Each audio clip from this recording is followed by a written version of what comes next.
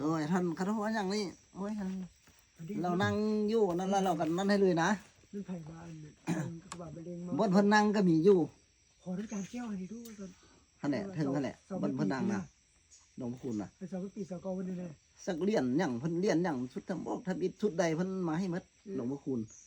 ครับเพิ่น วันเสียงด่าเนี่ยเรียกว่าเป็นจั่วบอก เบิ่งโอ้ยยังบ่ได้บวชเถื่อ ไม่ได้บวชหรอมาใส่เพิ่นยืนมา โดย เสียงด่าลูกชายเรา ตะกี้น่ะเพิ่นมาน่ะหลวงพ่อคุณ ป่า น่ะ นบางคนมาเมียนบ้าก็เมียนบ่กับคุ้งแล้วตัวบ่จนเท่ากับคุ้งแล้วตัวเป็นรุ่นรุ่นพ่อของกับคุ้งแล้วตัวบ่เคยพ่อ หลวงพ่อคุณเพิ่นมานี่กูมึงๆไดเพิ่นบ่ได้เว้าเจ้าเว้าค่อยไดเอ้ยกูนี่เด้เส้นเด้ของมึงเด้เอ้า ฮันเดียเกยจะพอดีบ้าปูเพนนี่ไปแบกหลวงปู่คุณแท้แล้วว่า ก็หั่นล่ะ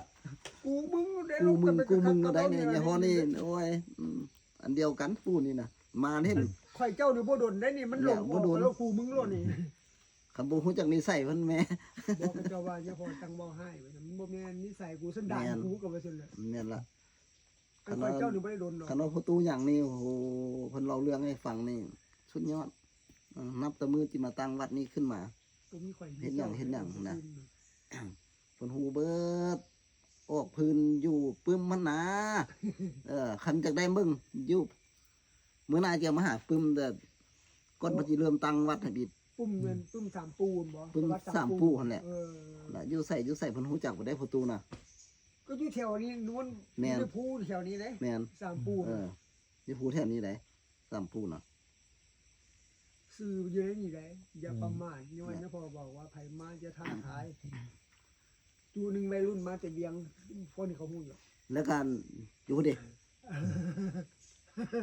อยู่วัง3เข็นแล้วก็วัง3ปูอยู่พุ่น เจอที่เขตมีเขตบินแล้วนี่มี3ปู แม่น ประจำอยู่ในนี่หันยังอยู่นี่ได้เป็นเจ้าภูมิอยู่นี่ได้3ปูนี่นะอันเว้านี่นะ อย่าพอคำปูแสนน่ะอยู่ใต้ ต้องด ปูทองคำ ำทองคำ เดี๋ยวนี้ เออ ปูทองสมัยแล้วอยู่นี่ทิศใต้ทิศเหนือปูแสนน่ะอยู่ใต้เดี๋ยวนี้เพิ่นขึ้นมาอยู่ภูมิเทิงนี้แล้วนี่นะปูแสนน่ะ ปูแล้วอยู่นี่มีปึ้ม นี่ปึ้มไหนสุดไหนคันว่าประตูมานี่ถ้าประตูขึ้นมาอยู่กุฏิถึงหั่นขึ้นมาปั๊บบึดเดียวนี่มาหาเพิ่นหมดรถไหนย่างขึ้นมารถ พ่อ ทวนขึ้นมารถไหนขึ้นมาแบบมาเฮ็ดเลย โอ้ เข้าประตูอย่างน่ะ ประตูพ่อแล้วหันไหน มาให้เห็นเลยมาอยู่นั่นลุมได้สบายเป็นอยู่น่ะ บัดนี้เป็นอย่างว่าพ่อแล้วมาเสียชีวิตแล้วจะมาเราไปได้วัดที่บัดนี้เพราะว่าสืบทอดพ่อเด้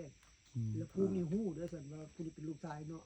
นะเพิ่นบอกว่าอันใดเป็นอันใดเป็นอันใดเคยได้ไปนะเพิ่นนี่เนาะอันใดเป็นอันใดเป็นอันใดละฮู้เมื่อเพิ่นบอกว่าอยู่นั้นจุดนั้นอันนั้นจุดนั้นอันนั้นก็เพิ่นมีนั่นแล้วเพิ่นบอกพาไปลูกไปจุดนั้นจุดนั้นเด้ออันนี้มันเพิ่นอยู่นี่อันนี้เลยอยู่นี่อันนี้เลยอยู่นี่เพิ่นบอกให้เบิดอยู่ ไม่นะเพิ่นที่แถวนี้นี่บ่เว้าละเพิ่นที่แถวนี้นะ ว่าโยมมาหาอาจารย์แก้โยมเนี่ยแบบเพิ่นท่านเห็นหลวงปู่คุณว่าซั่นโอ้โห คันผู้ใดมาอยู่นี่นะครูบาอาจารย์พ่อก็สร้างคันว่ากินข้าวแลงแล้วอยู่บ่ได้โดนถามปู่นะอย่าฮู้นะบ่ท่าได้ว่าสิว่าไปเบิ่งยากดอกบ่ท่าสิไปจ่อเบิ่งดอก เลย มาในหูนี่แต่บ่เปิดเผยเจ้าชื่อ บ่ท่าสิไปบอกยากบ่ท่าสิไปเว้า บ่ได้ขึ้นไปได้นี่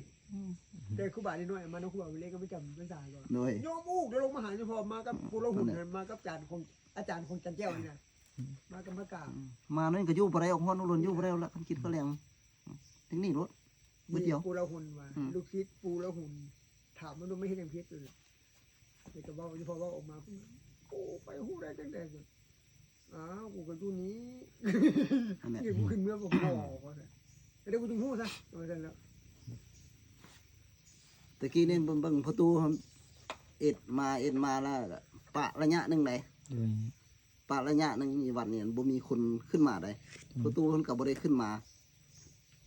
เพิ่นเมื่อยแล้วเพิ่นก็บ่ได้ขึ้นมา เป็นเดือน2เดือนพุ่นแหละแล้วเพิ่นก็ขึ้นมาอีกวันนั้นน่ะเพิ่นพักผ่อนแล้วเพิ่นก็ขึ้นมานั่งปรับนี่จักมันก็จะใส่ได้หลายได้เนี่ยพอหลายได้ขึ้นมารถยางถึงจับใส่แล้วนิ่งหมดแล้วเงินกุฏินะนิ่งหมดขึ้นมาทวนทาน เสียวซะไปถึงนี่บอกว่าบอกประตูนี่นี่ไหมเจ้าชิมาอย่างว่าฉันไหนบอกสิรู้ไหนโอ้ยประตูมันก็หินให้น้อยนึงกะได้มาไหว้พระนะเพิ่นเบิดภูมิใจนี่มาไหว้พระนะเพิ่นแต่ได้ไหว้พระนะเพิ่นเบิดนำเพิ่นขึ้นมาเท่าใดกันมาโอ้ยเสียวซะจักมีลูกมีเต้าจักมีอย่างละเสียวซะแต่เขาบ่เห็นได้ยินเสียงลมกันเสียวอยู่ตามกุฏิถึงรถสิแม่อยู่รถแตงโมกินอะไร เสียวซะอยู่นี่ 2 เทื่อ 3 เทื่อละมื้อนั้นท่านสิไปอันขน้อยไปเฮ็ดให้ถึงเด้ยังพอเฮ็ดให้อยู่บนถ้ำมันถึงบ่อนอันที่จะไหวขน้อยเว้านะแล้วให้นะขน้อยเลยสิไปเบยผาหวานสิแหละมื้ออื่นเด้อขน้อยละห้องใส่สิมาเบยผาหวานตอนเท่านั้นเท่านี้มาอยู่บนรถจอดไตเพิ่นยินเสียงอะไรมันโทรมานะ โอ้ ยินเสียงลมกันจากผู้น้อยผู้ใหญ่แซวซะเจ้าของก็บ่คิดแล้วเนาะว่ามีหยังว่าคนลมกันหลายเด้อคือว่ามาหลายแท้คนนี่ว่าแซวจะถึงผู้นี่มันพวกใดวะพวกทางแล้วไฟบ่แล้วเด็กน้อยผู้ใหญ่แซวคือบ่แม่นเสียงคนเราเฮาได้ว่าฟังในนึงคือเสียงเราสูงแท้แซวนั้นอึดอยู่ แล้วสุกไอเนี่ยเหรอ ก็น้อยก็ย่างไปอยู่ไกลๆนี่ไหนลงกันอยู่ไกลๆนี่ไหน